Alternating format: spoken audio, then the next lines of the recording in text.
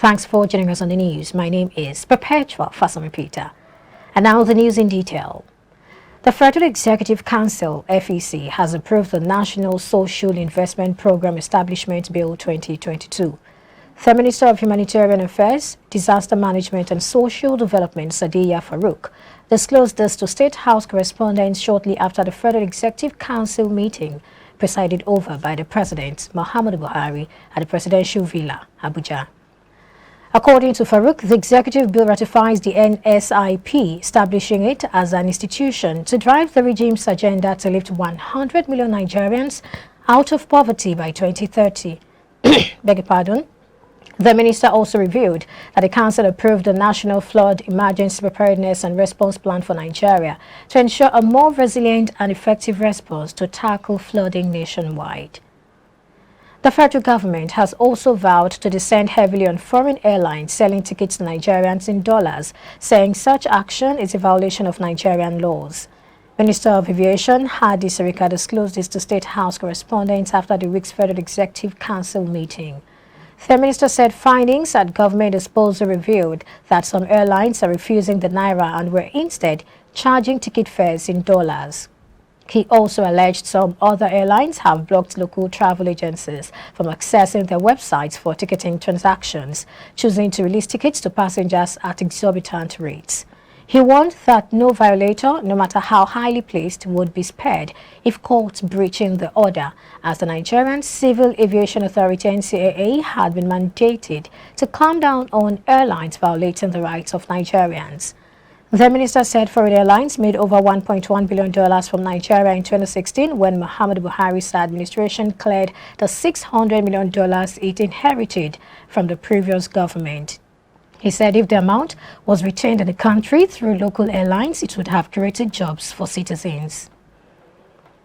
Nigerian banks borrowing from the Central Bank of Nigeria's standing lending facility increased to 737.05 billion naira in May 2022, indicative of a 124.62 billion naira uptick.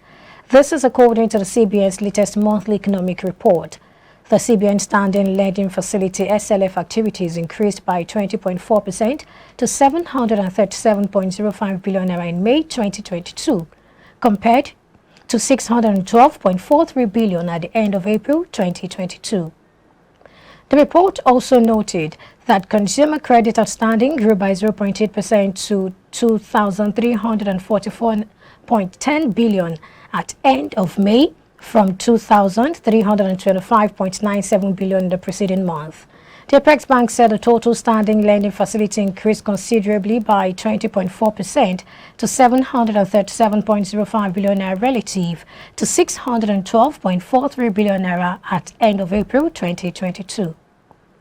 Similarly, relative to the preceding month, the total standing deposit facility increased slightly by 0.2% to 321.23 billion naira from 320.55 billion naira. An analyst has reacted to a recent data released by Hank's currency watch list, revealing that the Naira ranks 11th worst performing currency against the US dollar. Data shows that as early as September 2022, the Naira had lost 48.87% of its value against the US dollars compared to its value in January 2020. Macroeconomist Gospel Obele stated that the reason for this isn't far-fetched, as the economy has been grossly mismanaged. Obele made this summation on IBrandTV's flagship morning show, Business Breakfast. Baseline, I'm not surprised, and I'll be surprised if anybody's surprised about that as well. We clearly know that the Nigerian economy has been grossly managed with a strong fiscal discipline, in terms of the history of our public finance and how that culture has permeated into institutions, public service, in terms of public expenditure, and how money goes into projects and all of that. So, and also the dynamics around receipts, foreign exchange receipts, the conversation around building a competitive economy where you can position, to compete with other players, but where you can compete where you can compete locally as well as compete globally in the international market. When you put all these variables together, you begin to realize that Nigeria as an economy is not quite doing well across board. And as a result, the currency exchange in the international markets would be on the decline. And that's because largely we are being positioned as a consumer economy than a productive economy. So I'm not surprised to a very large extent. We now know what the rate of the Naira is to the dollar, almost at 650 to 670 billion Naira. In pounds is almost heading to 840 or 850. That's really, really abnormal, in the times we live in. So that's my take on the state of the currency right now. The World Bank has estimated that climate change could cost Nigeria 30% of its gross domestic product, GDP, in 2050. This was disclosed in a release titled World Bank Group Exceeds New Climate Finance Target, $31.7 billion in funding for climate action. As countries are facing rising inflation and uneven recoveries from the COVID-19 pandemic, climate change has not slowed down. The bank noted that 2022 is already set to rank among one of the 10 warmest years on record. The bank said climate change is causing severe water stress in Nigeria, causing droughts to increase in frequency and intensity. This affects Nigeria's economic growth. It could cost the country as much as 30% of its GDP by 2050, affecting the livelihoods of millions of households, worsening food security and livelihoods, and increasing the risk of violent conflict.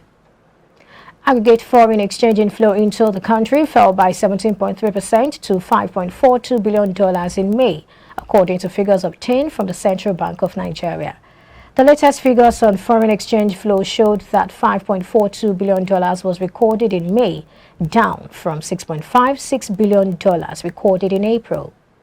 The report stated, quote, the economy recorded a net foreign exchange inflow of $2.29 billion relative to $2.61 billion in the previous month.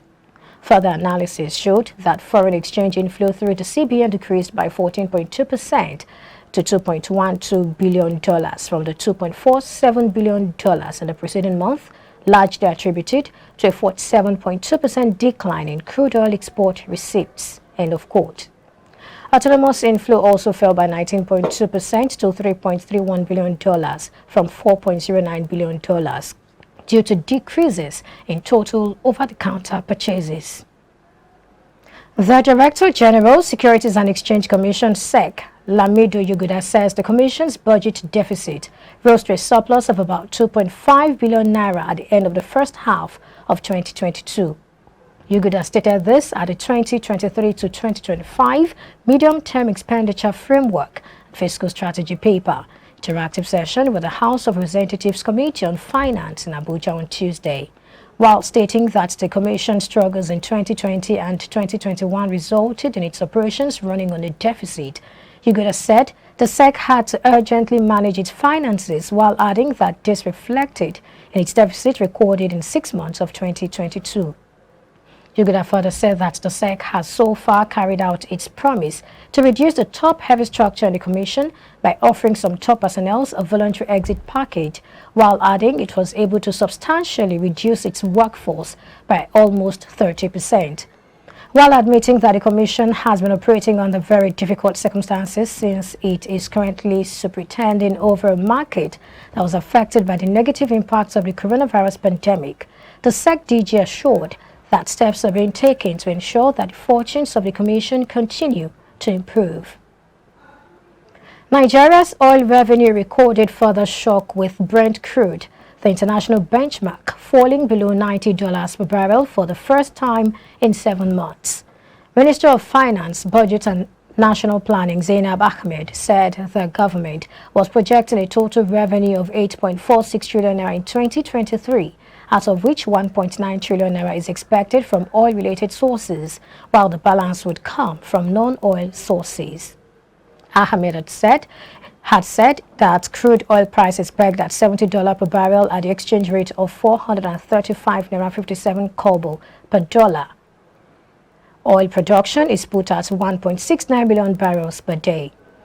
As at 17:50 West African time on Wednesday, Brent traded at $82.55 per barrel, a development that may not augur well for Nigeria in the face of dwindling oil revenue. Nigeria in the past month has consistently failed to meet its Organization of Petroleum Exporting Countries OPEC 1.83 million barrels per day quota due to massive oil theft, among other constraints. Crude Oil Refiners Association of Nigeria, Koran, has called for a 50% waiver in its license renewal fee to enable more indigenous participation. This was as the body equally appealed to the Central Bank of Nigeria, CBN, to extend to its members its intervention fund to enable it grow local refining capacity. Koran Board of Trustees Chairman Chief Emmanuel Ihanacho made the appeal during a visit to the leadership of Nigerian Midstream and Downstream Petroleum Regulatory Authority, NMDPRA, in Abuja. The body of indigenous oil refiners said the CBN intervention should be similar to the Agricultural Credit Fund and the Pharmaceutical Fund domiciled at the CBN to drive effective and efficient business operations in country. They, however, said the 50% waiver should be on company-to-company assessment and granted only to companies with credible challenges. But we'll take a commercial break now. When we come back, we'll bring you stories from Africa and the rest of the world. Stay with us.